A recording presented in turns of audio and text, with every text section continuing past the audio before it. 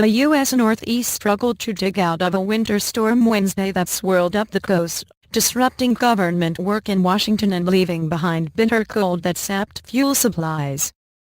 The huge storm stretched from Kentucky to New England but hit hardest along the heavily populated East Coast between Philadelphia and Boston. Snow began falling at mid-morning Tuesday in Philadelphia and dumped as much as 14 inches, 35 centimeters, by Wednesday morning, with New York seeing almost as much.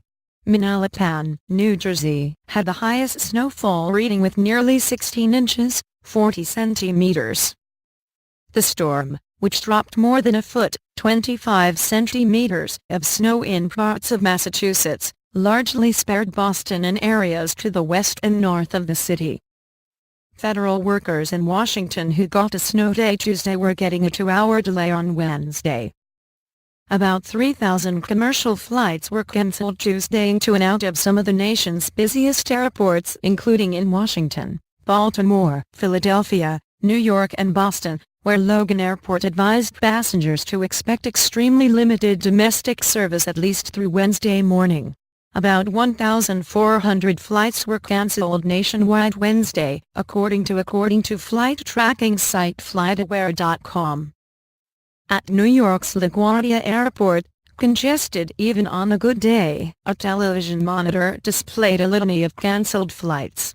Crowds of people who had been hoping to fly out instead gathered around ticket counters trying to make alternate arrangements. The storm put a damper on New Jersey Governor Chris Christie's inauguration, forcing the cancellation of a Tuesday evening gala on Ellis Island.